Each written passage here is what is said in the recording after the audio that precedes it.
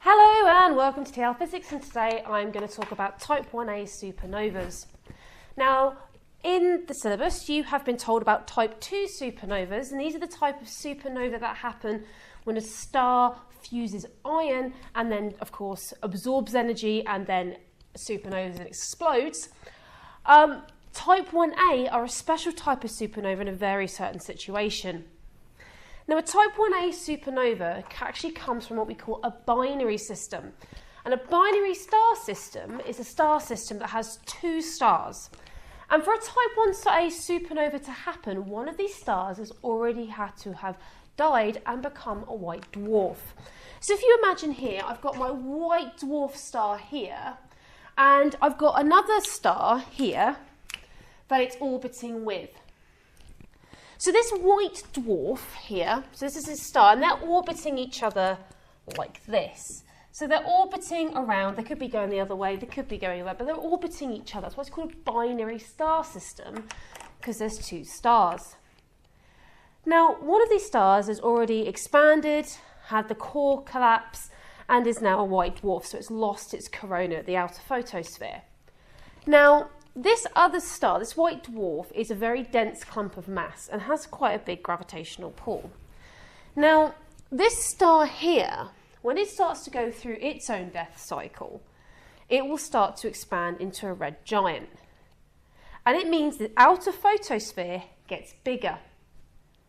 Now, what actually happens is this white dwarf, being nearby, starts pulling in some of that matter. So some of the matter from this red giant now is getting swooped into this white dwarf.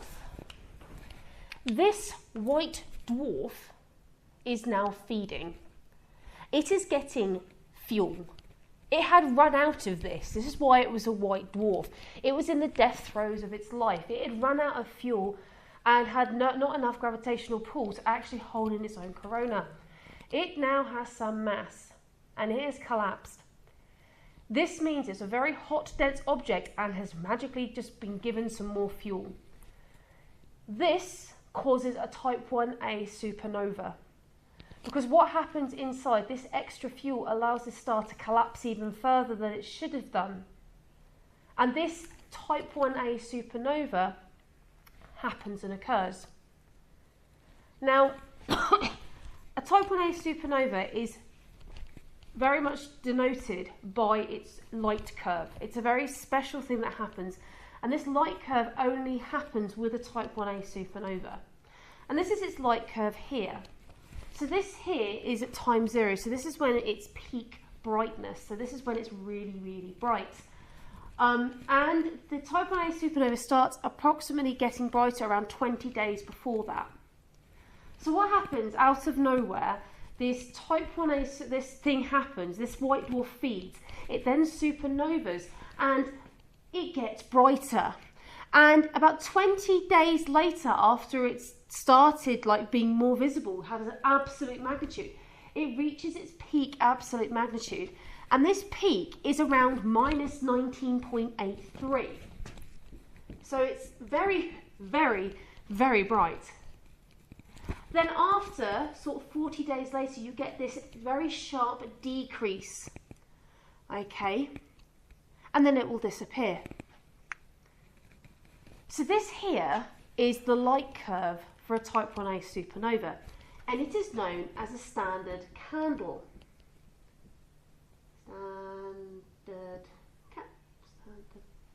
Candle, sorry, I just can't spell all of a sudden. A standard candle is an object of known luminosity. So this is where the SI unit candela can come into. A candela is the SI unit for luminosity, and a standard candle is an object of known luminosity, and all type 1a supernovas follow this curve. So if we look at a star or something that's been randomly in the sky that's come bright and then dim again, if it follows this light curve and time, so this is the time in days here, we know that this is a type 1a supernova. So, type 1a supernovas are actually quite useful because they actually tell us something about our universe. Now, when we look at a light from a type 1a supernova, we're actually looking into billions of years in the past. If you think about it, this star here has already died. So this star here has already died. The other one is going through its coronal stage. It's going into being a red giant. So this is actually, these type 1a supernovas are very old. Okay, so this star has already white dwarfed, it's been fed, and we are getting information from these. So when they appear, we can use parallax to find them. We're getting this information from over 100 megaparsecs away. And the only reason we're getting them is because they become so bright. We're at minus 19.3 on the absolute magnitude scale. If that star was near us, that would all be slightly less brighter than the sun. So these objects here are from very, very far away. So the light we're getting from them is very, very, very old. And when we look at them and look at the redshift, something doesn't quite add up. So going back to Hubble, okay, Hubble found there was a lovely positive correlation between objects that had a redshift that were moving and the distance they were. So the further they were away from us, the faster they would have been going. But this is assuming that all objects were moving at the same speed and always have and always will be. Now, what is confusing about these type 1a supernovas is that their redshift for their distance is much, much, much, much lower. So we've calculated the distance, how far away they are from us.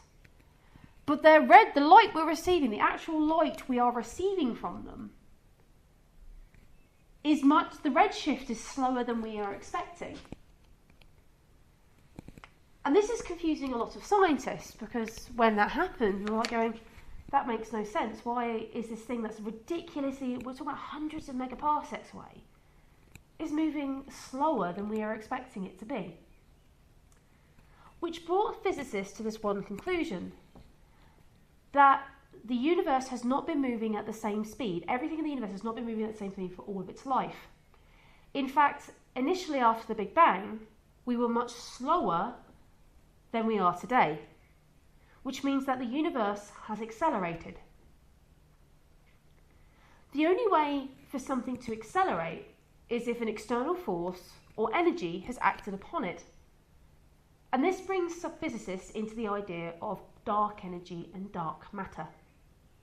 That the data from these type 1a supernovas being so off from what we're looking at, and remember Hubble's constant and Hubble's information is only done by quite close in retrospect stars than these type 1a supernovas. This is throwing us off completely. So, type 1a supernovas are a very special case of supernova, where they release this light curve called a standard candle. But the information that we're getting from them is postulating a lot of new concepts in physics. So now we're looking at this idea of dark energy and dark matter being an important part of our actual, I do apologise, our actual universe, because somehow and some way we are accelerating.